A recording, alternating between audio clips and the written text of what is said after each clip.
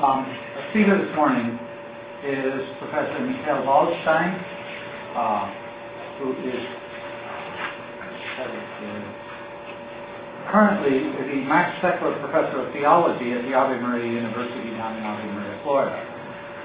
Professor Waldstein holds his, first of all, the licentiate from the Pontifical Biblical Institute in Rome. Then he holds his doctorate in philosophy from the University of Dallas, and subsequently received his doctorate in theology from the Harvard Divinity School, focusing on New Testament and Christian origins. For a long time, Professor Waldstein taught here at the University of Notre Dame from 1988 to about 1996, and then he became the founding president and professor of New Testament at the International Theological Institute in Gambing, Austria, where he worked and taught until just this last night when he became the Max Seckler Professor of Theology at Ave Maria University down in Florida, which is, of course, where he is now. He has a long list of articles and some important books. Most important, I think, at least from my perspective, is a new translation of John Paul II's Theology of the Body, titled Man and Woman, He Created Them, actually the original title, I believe. Valuable book, valuable not only for the uniform translation it provides, but also for a wonderful introduction. Actually, the introduction is where we start the book, almost. What John Paul II says is okay. Worth even more than the price of the book, perhaps. And he's also, together with Frederick Lewis, he wrote an Apocryphon of John, published in 1995, I think that is. Currently, he has coming to be published soon, John Paul II's Theology of the Body, Origins, Context, and Map, and he's also finishing up The Person and the Common Good in Thomas Aquinas and John Paul II. And that's to be published sometime next year, I guess? Hope so. Okay. So, anyway, Professor Waldstein's talk this morning will be on the pastoral method of John Paul II. Thanks. Thanks very much.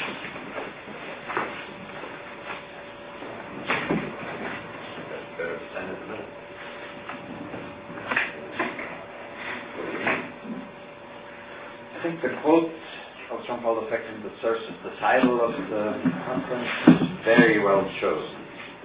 It pinpoints the center of Pope John Paul II's pastoral method.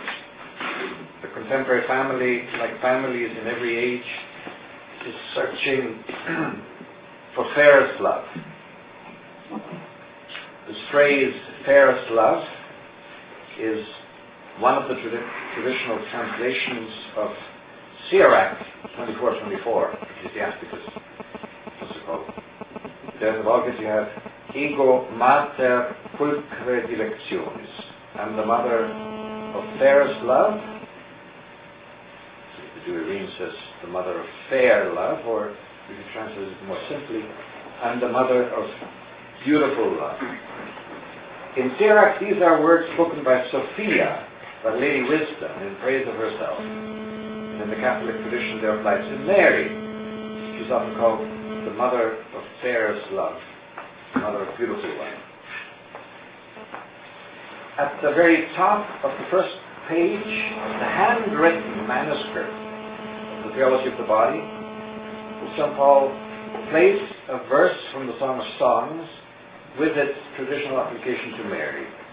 Tota pulchra est Maria. The full verse in the Vulgate, in the Song of Songs, reads, Tota pulchra est amica mea et macula non est in te. You're all beautiful, my beloved, and there is no spot in you, immaculate. And the first page is dated December 8th, Feast of the Immaculate Conception. To anyone familiar with the thought of John Paul II, the references to Mary will be no surprise. But what I want to draw your attention to in particular is the emphasis on beauty. In one of his autobiographical writings, John Paul writes, "As a young priest, I learned to love human love. If one loves human love, there naturally arises the need to commit oneself completely to the service of fair love. Because love is fair, it is beautiful. After all, young people are always searching for the beauty in love." Very similar to the quote from Waldstein.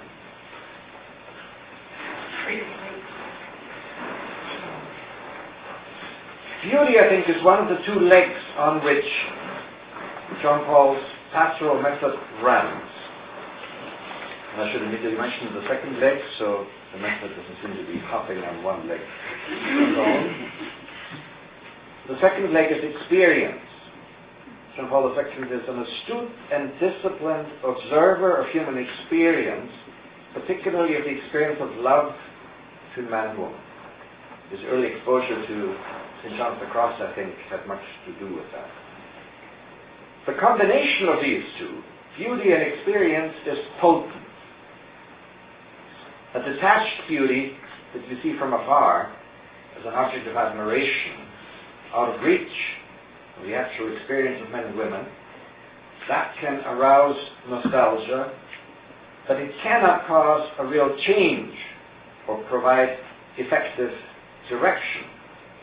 But a beauty understood as realizable and as connected with the daily experience of love, this has great power to sustain actual life.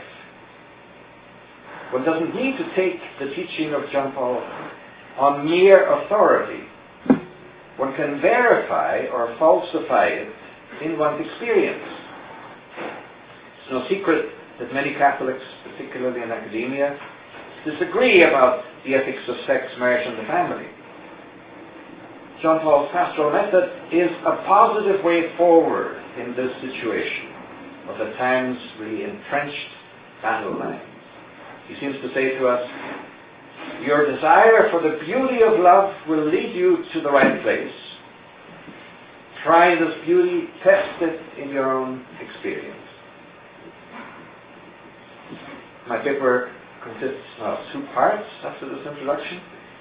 In the first, I want to think with you about the question, what is beauty? And explore that question by looking at the theological tradition, especially the Greek tradition and St. Thomas. The purpose of that part of my paper is to show the deep roots of John Paul in the tradition, the foundation of his account. In the second part, I'll then address the question, what is the beauty of love according to John Paul himself? There I'll explore a little what he has to say about the beauty of love in the theology of the body, which I think shows then also the way in which, in a very original manner, he develops the tradition. In his treatise on the divine names, Dionysios Areopagita, this mysterious figure, Greek father, writes, quote, the super-substantial beautiful, that is God, is called beauty since it gives a participation in its beauty to all things according to their kind. And since it is thus the cause of splendor and harmony, aglaia kai oiadomostia, those two concepts turn out to be key concepts. When it sends the participations in the beautifying fountain of rays into all things like light. And here then a text by St. Thomas, expanding a little bit on this idea. All being comes to all beings from the divine beauty. Now, splendor belongs to the account of beauty, as Dionysios said earlier. Thus, every form by which a being has being is a certain participation in the divine splendor. And this is what he adds. that single things are beautiful according to their own nature, that is, according to their own form. Therefore, it is clear that the being of all things is derived from the divine beauty, linking splendor with being. He also said that harmony belongs to the account of beauty, so that everything that in some way belongs to harmony comes from the divine beauty. This is what he means when he says that the agreement of all rational creatures in respect to the intellect exists because of the divine beauty, and friendships in respect to affection, and communion with respect to acts, and anything extrinsic.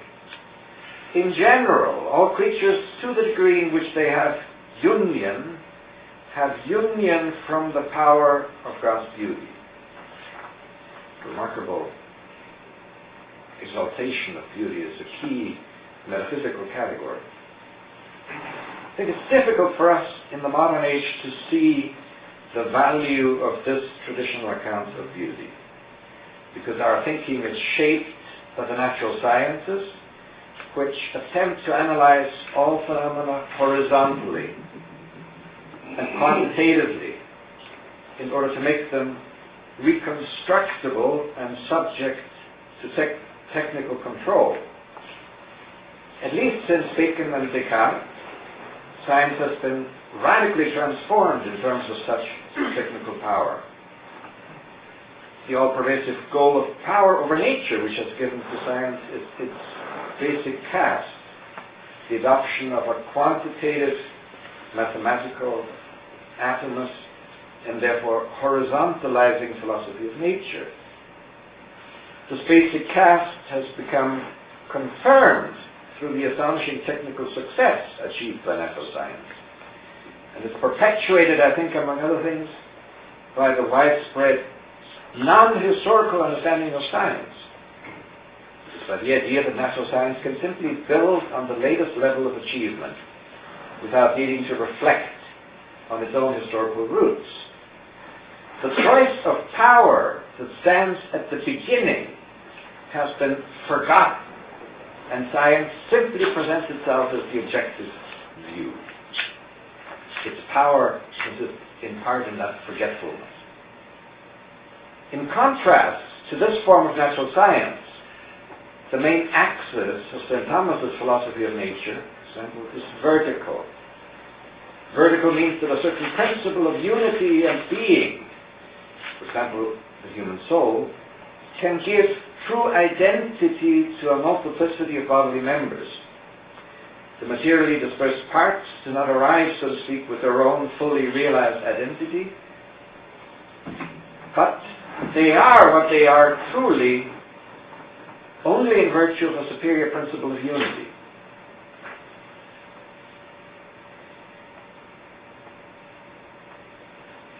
Let me now return to the account of beauty. Something is beautiful, according to Dionysius and St. Thomas, inasmuch as it has harmony and splendor. From a slightly different perspective, St. Thomas defines beauty as that whose very apprehension pleases, or that which pleases when seen. For St. Thomas, to understand beauty is thus to understand how it is that things are perceived by us, and why it is that this perception gives delight. Those are both big questions, and what I'll have to say about them will be a merest sketch. The nucleus of St. Thomas's account of how we know other beings is the twofold thesis that all knowledge is mediated by the senses, and that it's not limited to sensation.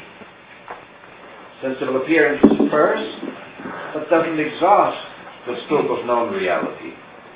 Essential being, the really real, lies in a sense behind sensible appearances, physically behind. However, this substantial reality does not become manifest immediately. For example, I cannot grasp other persons immediately, but I perceive their appearance first. Still, even though inner reality is not immediately accessible, it manifests itself through the outer. I can grasp other persons in their appearance. This manifestation implies that the outer sensible appearance has significance, that it is filled with a meaning that comes from within. So, for example, I can see you look, which is a remarkable thing. I can actually see you look. You can see me look, even though look doesn't have any color. So such manifestation demands that the inner doesn't merely rest in itself, but expresses itself in the outer. Or the interior, which as such does not lie manifestly before our perception, is brought forward in such a way that it can be perceived. It's not only somewhat signalized, I don't merely infer as you're looking from the fact that your head is turned somewhat in my direction, but the inner is translated into something seen. In this way I can say to somebody, I see you. So our perception of beings happens in a whole that is formed by exterior and interior, inasmuch as those two are united in a process of expression. You can see this unity from two sides, either from the side of the inner ground, which expresses itself, or from the side of the external medium of the expression.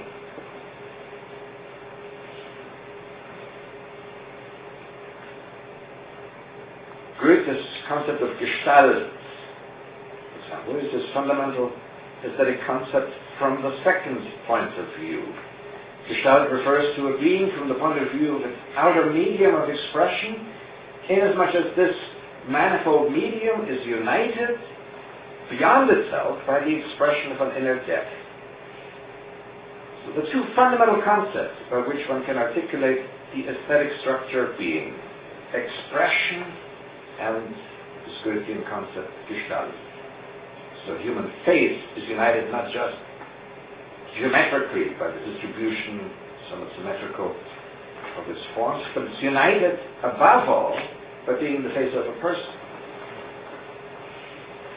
Those two concepts, expression and Gestalt, are very closely related to St. Thomas's two fundamental aesthetic terms, splendor and harmony.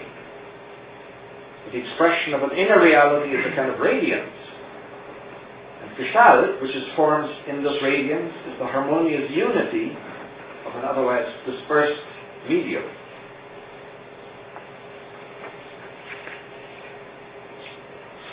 It's a beautiful text, perhaps, from Balthasar, in which some of these matters are summarized.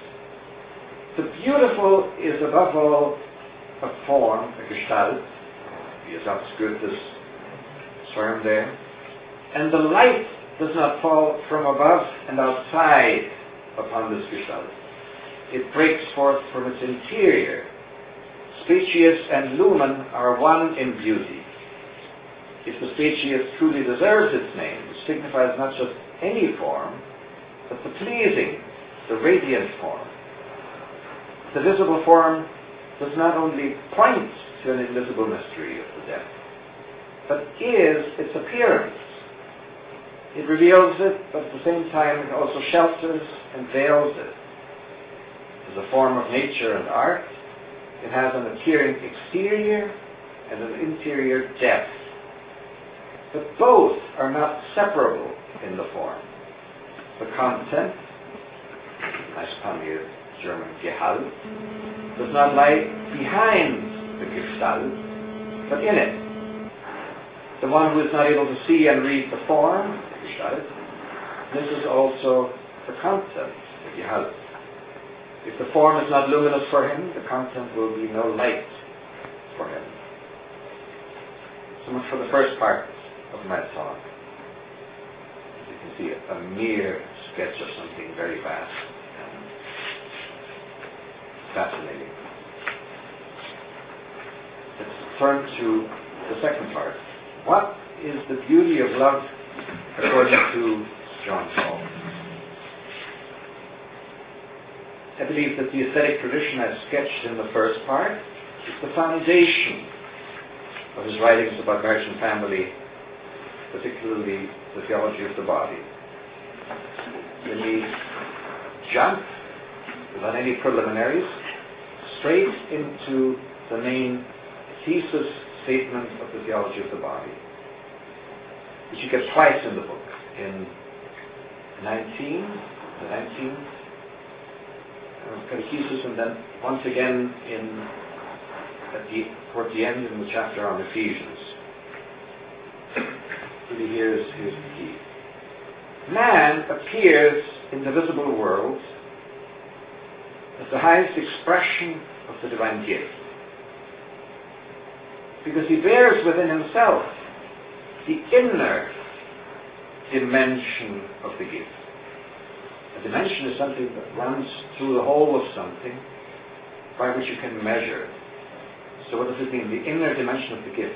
Within us, in our interiority, running through the whole of it, is gift. We are made for this. And with it, he carries into the world his particular likeness to God, with which he transcends and also rules his visibility in the world, his bodiliness, his masculinity or femininity, his nakedness. A reflection of this likeness is also the primordial awareness of the spousal meaning of the body, pervaded by the mystery of original innocence. Thus, in this dimension, the interior dimension of gift that comes to appear in the visible world, a primordial sacrament is constituted, understood as a sign that efficaciously transmits in the visible world the invisible mystery hidden in God from eternity. And this is the mystery of truth and love. Truth and love, the two modes of procession. So this is a somewhat veiled reference to the Trinity. Truth, the words of God uttered, and the Holy Spirit as love. The mystery of divine life in which man really participates. In the history of man, it is original innocence that begins this participation and is also the source of original happiness. The sacrament, as a visible sign, is constituted with man inasmuch as he is a body, through his visible masculinity and femininity. And then, really a key sentence, the body, in fact, and only the body, is capable of making visible what is invisible, the spiritual and the divine. It has been created to transfer into the visible reality of the world the mystery hidden from eternity in God, and thus to be a sign of it. End of quote. In a theological account of the body, the question of the purpose of the body is central. Why did God create matter? Why did he create the human body? Why do I have a body? Why do you have a body? He created it as a sacrament, the broad sense of sacrament, in order to express his own life as the Trinity, and in order to transfer a share in this life into the visible world. That's what the second says there. To return to the aesthetic categories that I just presented, the purpose of matter and of the human body in particular is to allow the splendor of divine life to penetrate into the visible world and express itself in bodily form in the love between man and woman, creating a harmony. So, agia, splendor, and oiarmostia, harmony. I want to unfold this now a little bit. I tell my students in the Theology of the Body class that they will get an A on the final exam if whatever question I ask them, they answer one and the same thing, starting at says 24-3. invariably is the answer to any question raised about the theology of the body. Because in the short text of the Council, which I think he had a hand in writing, John Paul finds the main elements of his understanding of love. My students memorized this text when we read it. Indeed, the Lord Jesus, when he prays to the Father, quote, that all may be one as we are one, John 17, thus offering vistas closed to human reason, indicates a certain likeness between the union of the divine persons and the union of God's sons in truth and love. Again, the pair, truth, love. The Trinitarian pair. This likeness shows that man, who is the only creature on earth God willed for itself, cannot fully find himself except through a sincere gift of self.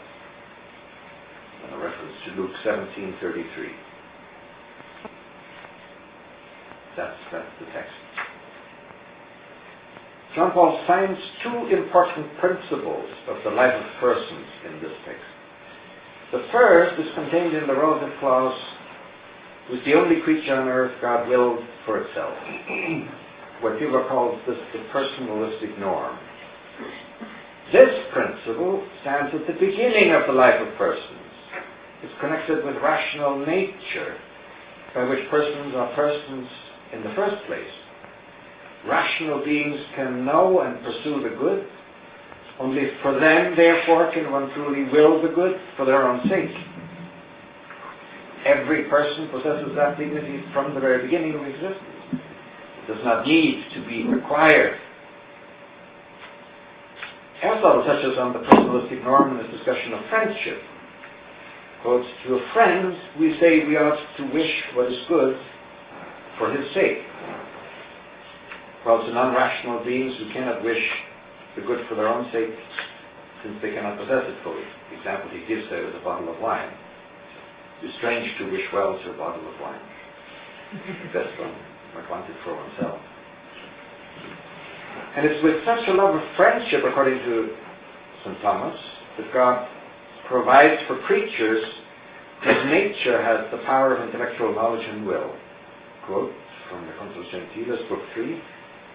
Divine Providence provides for intellectual creatures for their own sake, but for other creatures for the sake of these. Only the intellectual nature, therefore, is sought for itself in the universe, but all other things for its sake. End of quote. I don't think this means that God doesn't love trees and animals. It means that in fact he cannot will their good in the fullest sense, because they are not capable of possessing their own good in the fullest sense.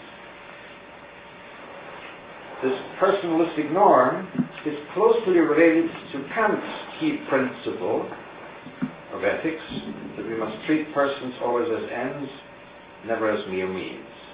And yet, I'm convinced John Paul's understanding of this principle, like Thomas's, is quite the opposite of Kant. Perhaps we can return to that in the discussion. Now, what does this first principle contribute to beauty in love? In the letter to families, John Paul illustrates the contribution by looking at the ugliness of its opposite. Immediately after the sentence that forms the topic of this conference, he says, a love which is not fairest, but reduced only to the satisfaction of concupiscence, or to a man's and a woman's mutual use of each other, makes persons slaves to their weakness. Do not certain modern cultural agendas lead precisely to this enslavement? End of quote. So see, you can grasp the beauty of love in part by contrast with that mutual use. The mere use of persons, even mutual use, by common agreement, for pleasure or episodic erotic drama, is ugly because it drags down the dignity of the person. as a rational being. The first and most fundamental beauty of love is connected with respect or even reverence for the rational dignity of other persons. This is the body of a person.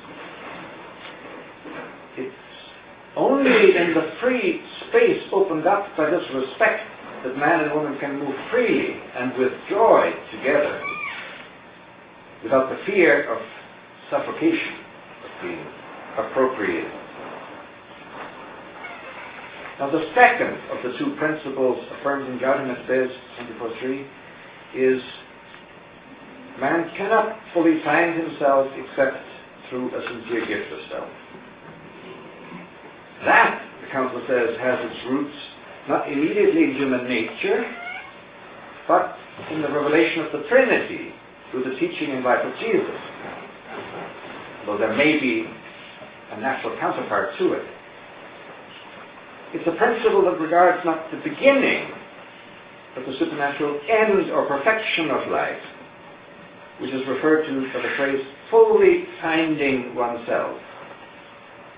So let's return to the full text of Gaudium et Spes 24:3 to see how the Council situates the gift of self. Indeed, the Lord Jesus, when he prays to the Father that all may be one as we are one, and thus offers vistas close to human reason, indicates a certain likeness between the union of the divine persons and the union of God's Son in truth and love. This likeness shows that man, who is the only creature on earth God willed for itself, cannot fully find himself except through the three gifts of self. According to the text's first sentence, Jesus shows a similarity between the union of divine persons and the union of human persons. According to the second sentence, the similarity shows that human persons can only find themselves in a gift of self. So the theological character of the argument is clear. The basis is the union of divine persons. Its similarity to human communion shows the truth of the law of the gift. The Council insists very clearly on the radical newness of this revelation brought by Jesus. It says Jesus opens up vistas close to human reason. He opens the unheard of heart of God's inner life, the Trinity. The nature of this inner life is just briefly alluded to in the phrases, as we are one, and union of divine persons. But the reference at the very end to Luke 17:33 shows that the Trinity as exemplar is mediated by Christ. Luke 17:33, this is one of the few sayings of Jesus that's found in all Gospels. It's found twice in Matthew and twice in Luke, so 6 times. In Mark, let's take Matthew because the idea of finding is there. The one who finds his life will lose it, and the one who loses his life for my sake will find it. The Council's terminology, find himself, is anchored in that particular text.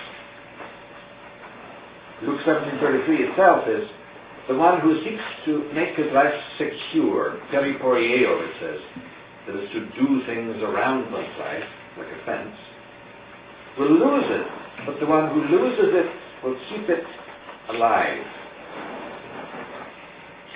And immediately before that saying, in Matthew, Mark, and Luke, Jesus speaks about discipleship, denying oneself, taking up one's cross, and following after him. So the law of losing and finding, which he formulates as a general law of the life of persons, is an explanation of this discipleship, and particularly of the cross.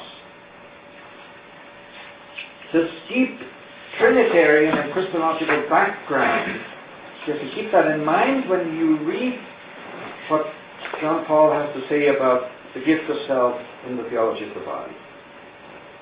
In particular, if you keep in mind, in order to see the image, what he means by the image of God in the union between man and woman. St. Paul considers this union primarily in its sacramental and supernatural richness, though the perspective of nature is by no means suppressed. But it reaches its interior fulfillment in the supernatural order. I think the Cardinal Wojtyła had a hand in writing this paragraph of Gaudium et Spes. He was on the committee of drafting. At any rate, one finds the explicit joining of these two laws of Gaudium et Spes 24.3 already in his writings some years before the Council, namely In Love and Responsibility, published in 1960, several years before the Council. One passage is particularly clear because it speaks about two specific laws that govern the existence of persons: the personalistic norm and the law of the gift. Unquote. One person can give himself or herself, can surrender entirely to another, whether to a human person or to God. And such a giving of the self creates a special form of love, which we define as spousal love. This fact goes to prove that the person has a dynamism of its own, and that specific laws govern its existence and evolution. It's going to be those two laws. Christ gave expression to this in a saying which is on the face of it profoundly paradoxical. The one who finds his life will lose it, the one who loses his life for my sake will find it. Same reference present in the Council is present there. Indeed, the problem of spousal love does contain a profound paradox, a very real and not merely verbal paradox. The words of the Gospel point to a concrete reality, and the truth which they contain is made manifest in the life of the person. Thus, of its very nature, no person can be transferred or ceded to another. The natural order is oriented toward self-perfection, toward the attainment of an ever greater fullness of existence, about which there exists a wonderful book by the person sitting next to me, your dissertation, I think, in... Oh, thank you. I wasn't trying to inform you. But if you want to pick it up, it's worth. Which is, of course, always the existence of some concrete I. So the I is looking for this fulfillment. We've already stated that this self-perfection proceeds side by side with love. And you see how the self-perfection is closely related to the personalistic norm, that God wills the good for our sake. The fullest, the most uncompromising form of love consists precisely in self-giving, in making one's inalienable and non-transferable I someone else's property. This is doubly paradoxical. Firstly, in that it is possible to step outside one's own I in this way. And secondly, that the I, far from being destroyed or impaired as a result, is enlarged and enriched. The Gospel stresses this very clearly and unambiguously. Would lose, shall find again. Would save, shall lose.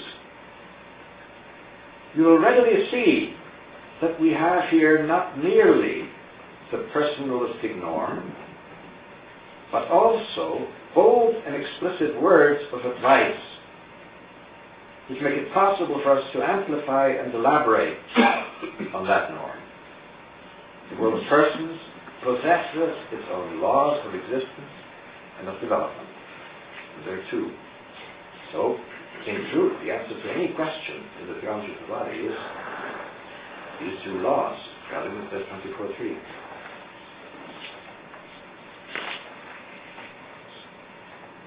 At think the text from Love and Responsibility is helpful for understanding Gaudium et Spes 24:3. It shows that the personalistic norm and the law of the gift don't stand next to each other without any connection.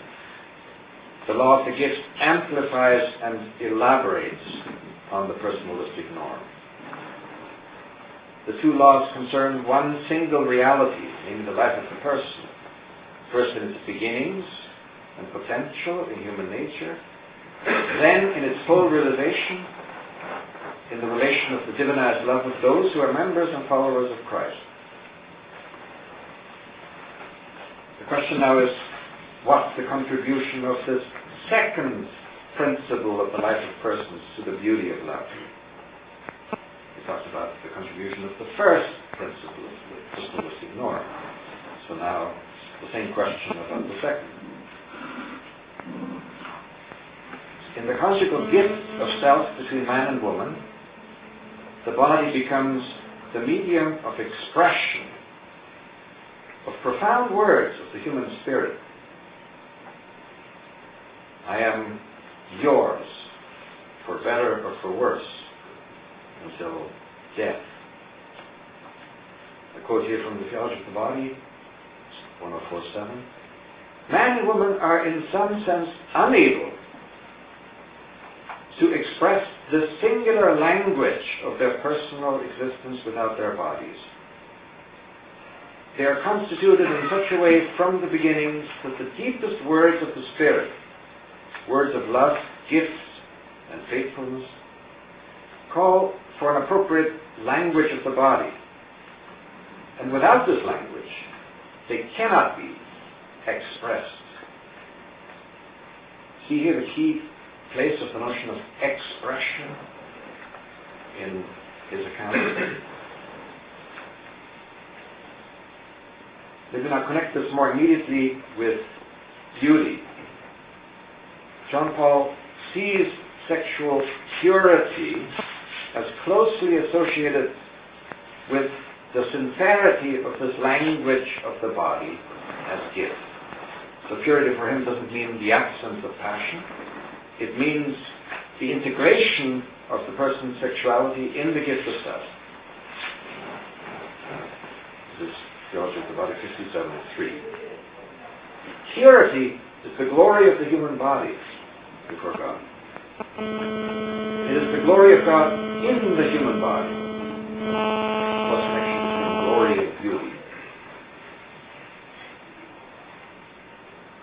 In the human body, through which masculinity and femininity are manifested. From purity springs that, this is great. From purity springs that singular beauty that permeates every sphere of reciprocal common life between human beings and allows them to express in it the simplicity and depth, the cordiality and unrepeatable authenticity of personal trust. This is a fabulous text about the beauty of the body in the gift of self. So let's return from here to the account of beauty that I presented above. Here's another text of Waldstein. To recall again these basic points. He synthesizes them, I think, very nicely. The order of body and spirit in the world, or more generally, the order of outward appearance in matter, and of inwardness which becomes manifest, the free rational spirit of man, or the soul of an animal, or the principle of life of a plant, or something indefinably spontaneous in matter, is in an indissoluble paradox the foundation of the mystery of beauty. For that which appears in its appearance is at the same time that which does not appear. The soul presents itself in the living organism, and yet precisely in this presentation it is that which exists behind the appearance and builds itself a cell, a cover, a cave. Not only measure, number of, and weight, oiarmostia, the concept in Dios, Augustine develops this. It's related.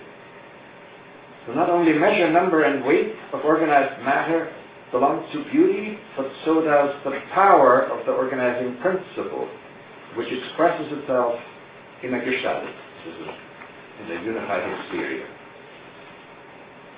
What belongs to beauty is the power of being free, and still more deeply, the power of being able to give oneself in love.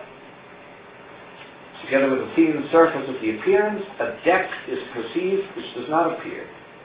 Only this paradox gives to the beautiful its ravishing and overpowering character. End of quote. I think in this text, Balthasar touches the key John Paulian theme of the gift of self, which St. Paul inherited from St. John of the Cross. In John Paul's theology of the body, the beauty of the body is seen above all in the gift of self in love. In that gift, a great depth shines up in the body. Not only the will and sentiment of man and woman to be one in giving themselves to each other, but more deeply, a share in the divine communion of persons. So it's in the body's power as a sacramental sign in marriage that its greatest beauty can be seen. A step now which seems to me decisive is the sacraments of the New Covenant are sacraments of redemption from sin. They're inseparable from the suffering of the cross. Without this aspect, any portrait of the beauty of love, I think, would run the danger of being painted only in pink and white. The danger of theological kitsch, out of touch with life, would be real. This is from Laus Consortio, something right there.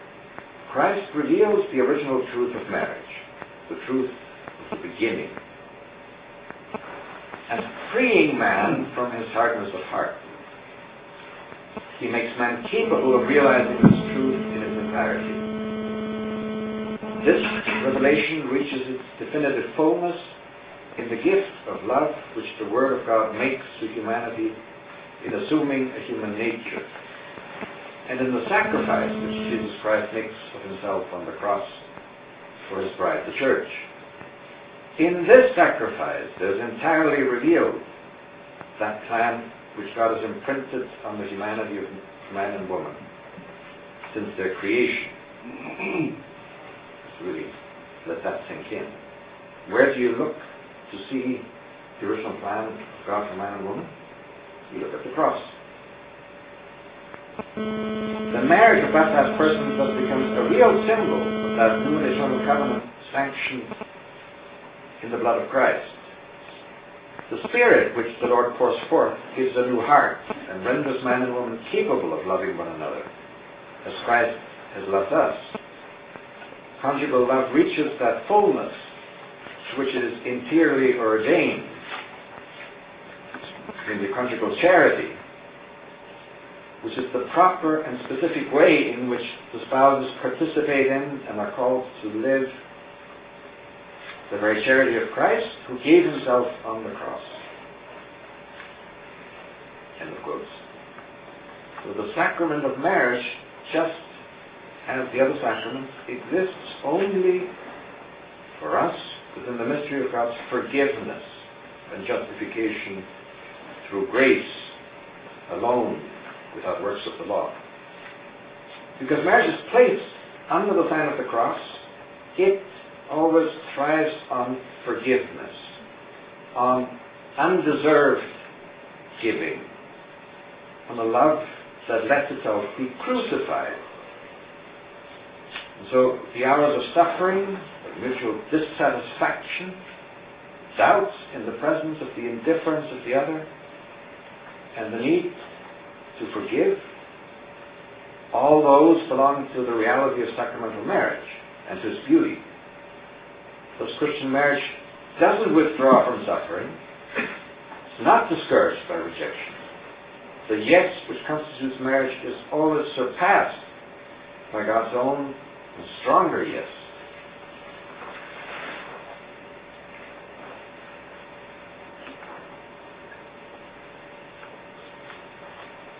To conclude, let me simply return to what I think is a key aesthetic text in the work of St. Thomas. And now I think you will hear it enriched with connotations. All being comes to all beings from the divine beauty.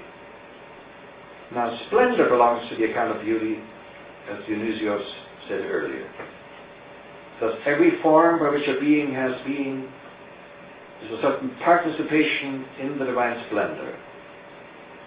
And this is what he adds, that single things are beautiful according to their own nature, that is, according to their own form. Therefore, it is clear that the being of all things is derived from the divine beauty. He also said that harmony belongs to the account of beauty. So that everything that in some way belongs to harmony comes from the divine beauty. This is what he means when he says that the agreement of all rational creatures in respect to the intellect exists because of the divine beauty, and friendships in respect to affection, and communion with respect to acts and anything extrinsic. In general, all creatures, to the degree in which they have union from the power of God's beauty. Thank you very much.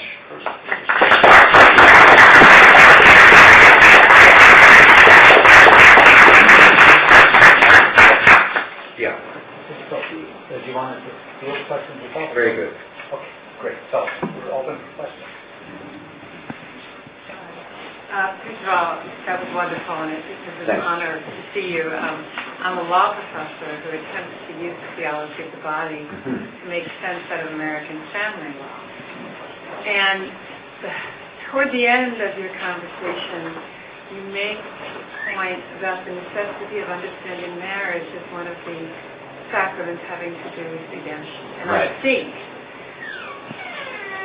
I think that's a crucial question for our current situation, which sees marriage as a soulmate enterprise and dismisses the possibility of serious suffering.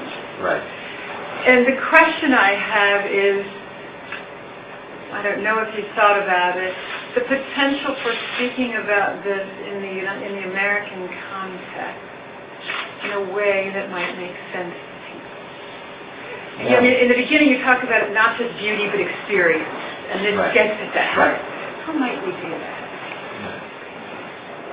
Well, you're right. Our tendency in our culture is to be in pursuit of the thrill of erotic drama, of gifts, of mutual belonging. But when indifference and coldness creeps into the relationship, then what makes it worth being in that relationship has disappeared, and so you split up and go your own way. I think that the marriage vows, for better or for worse, ring with a real depth if you explain them in exactly that way. I think you had all the elements of the right way of addressing the question. Namely, that what can be more beautiful than a yes to another person that includes even coldness, indifference, sin, unfaithfulness, under the forgiveness of Christ? Isn't that what you yourself as a sinner would really love to receive as a gift from another person? That this is not a conditional love that will endure as long as the thrill endures, but that the gift is made complete. I think that resonates very deeply with experience. And as you said all those things, in the way you spoke.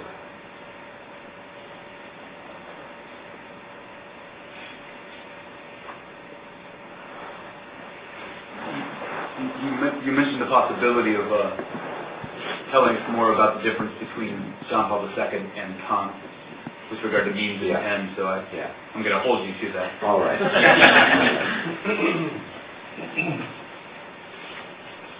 Kant seems to be really horrified by the modern situation, in which you have a mechanical cosmos that has no meaning, and in which humanity seems to slip into a utilitarian mode of life, in which the pursuit of pleasure is the only thing worth doing, and all that happens to marriage is giving up when the feeling disappears, is connected with that kind of culture. So his solution, though, is to say that the greatest value that exists is the moral autonomy of the person.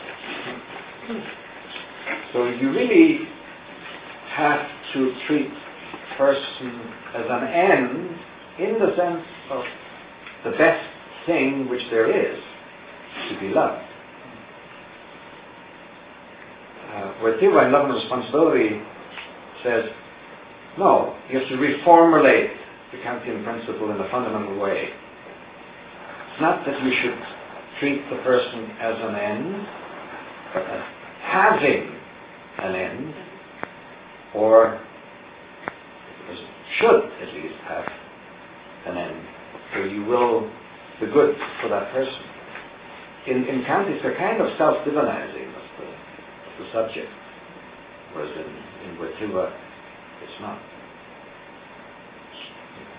It's a really important difference. I think you were next, and then you. Maybe it sort of touches on the first question.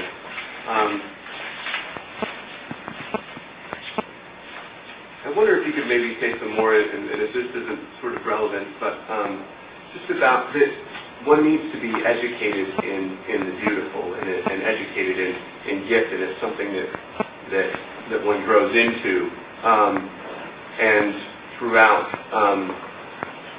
marriage, it changes, and the relationship deepens, but there's always a call to educate your desire anew. I'm been married a year and a half, and we have a 6-month-old, and it's different. It's very different than engagement and even the first year of our marriage. So. And there's a call constantly to educate my desire in the newness that the gift is called to take here. So maybe if you could say just some things from John Paul II on that. And, when the baby comes, the husband wants occasionally to say, "I exist too." This is one of the first crises in a marriage. But maybe it's the revenge for an earlier crisis that in the engagement period the husband spends all his time and energy and plans on this one person, and then when he's married, consents and goes back to his work and comes home in the evening for a few hours. It's somehow, marriage undergoes these waves. I've been now married for 30 years. And it is like, in many ways, like seasons, but not seasons that come about by natural necessity. Sin also plays a big role in it. So the cooling of a relationship, of the marriage relationship, that is a result of sin, is a very different kind of thing from a season which comes automatically. But still, when you recall this complete commitment for better or for worse, and stay with it, then it's my experience, and I think the experience of many, many people, that a new spring arrives. And there it really arrives as a gift. That is, not as something you produce, but suddenly the relationship flourishes again. And much of the emotional richness that was there at the beginning returns. In an even, a certain way, richer and sweeter way, like an older wine.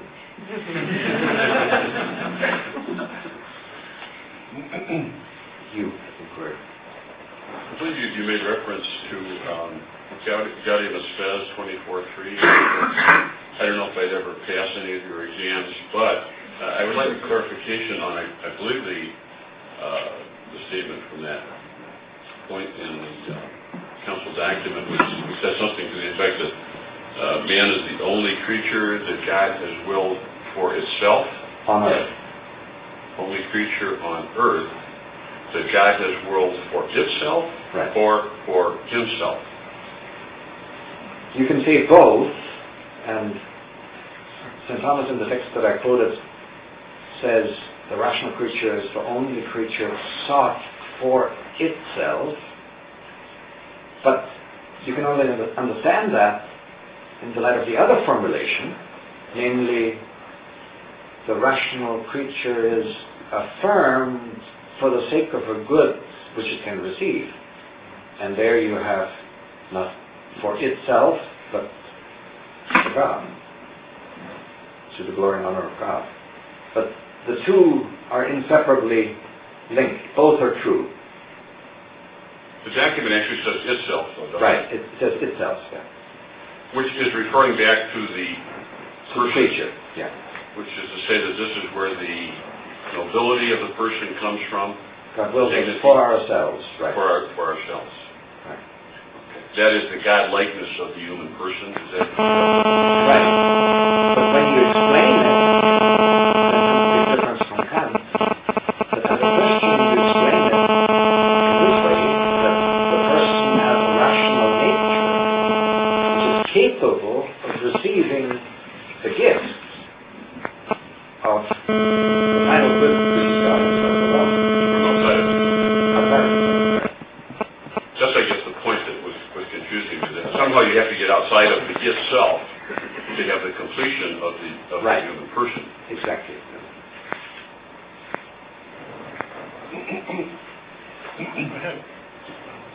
I was just wondering, with regards to the substance of your topic of personalistic normonologic, do you have any anecdotal stories about Pope John Paul II, maybe from your own experience, that sort of relates to the subject we're talking about? I just always like to hear stories about things.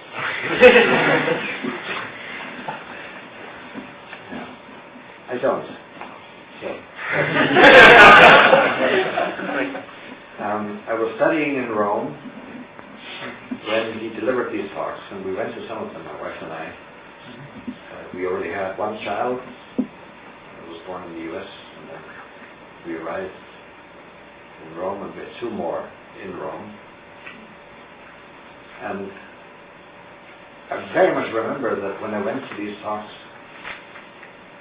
I couldn't make sense of them. It was partly that I didn't go regularly every Wednesday, but heard one occasion and then another on another occasion. So it made no sense. But that's not what you wanted to know.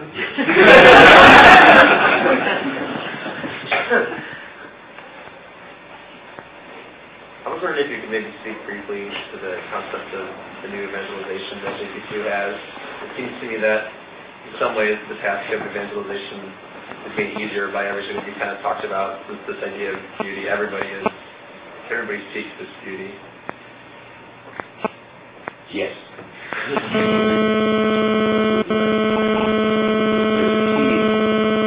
Does already and will increasingly play a key role in the new evangelization. In the matter of contraception, for example, where Catholics seem to use it as widely as other people do. This is the only positive way forward. But it's the positive way forward. It's important not to think of it as a limited way which is designed to fix this or that problem, like the problem of contraception. But it's a comprehensive way. It's the way of discipleship for husband and wife that he's proposing. And then you're right. The beauty that shines through the way he talks about it is critical.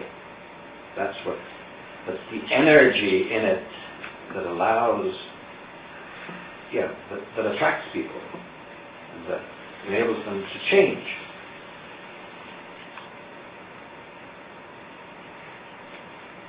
I'm still trying to figure out how to formulate this question. I guess your discussion of Gaudium et Spes is sort of forming the background, the very basic background of really theology of the body. And your suggestion of the Trinitarian nature of that statement is surprising, because as far as I remember, John Paul II very rarely mentions the Trinity in the actual text of the theology of the body. Right. So are you suggesting that that element of Trinitarian dimension is present in the theology of the body, but it can really only be understood sort of from this underlying background? Or is it that theology of the body itself is more Christological, more focusing on the person of Christ, the gift of himself, the unification of the cross, things like that? Is perhaps, using a Trinitarian lens, reading something into the theology of the body that isn't there? The former of the two alternatives, I think, as you laid out. That is, the theology of the body makes allusions to the Trinity. The word Trinity never occurs. It's interesting. But the allusions are very guarded. But they're there, and the text of Gaudium et Spes, in that text, you have more than allusions, you have a direct appeal to the Trinity, the union of divine persons, which is similar to the union of human persons. So you have to go to other documents of John Paul to flesh out what is not directly named and unfolded in the theology of the body, especially his encyclical on the Holy Spirit. That, I think, is perhaps the best text to. In the letter to families, also, he is more explicit. That's his maturest statement. The theology of the body, then there's from the Fairest Consortio, and the letter to families. And that last document, that's really dense and rich. You have more Trinity there than. Your discussion of the influence of St. John of the Cross and one as a triangle in your introduction, I think speaks to the question he's raising, and how that the Trinitarian idea is embedded in the Right. So this would be one argument that you can pursue, that in the early formation that he received, in the spousal poetry and theology of St. John of the Cross, the Trinity is there. It's a shame that his thesis advisor advised him to write on faith rather than on love. If he had written on love in St. John of the Cross, you would have a first, as it were, run through the theology of the body. But as soon as he gets close to that topic in his dissertation, he says, this is not what we're talking about.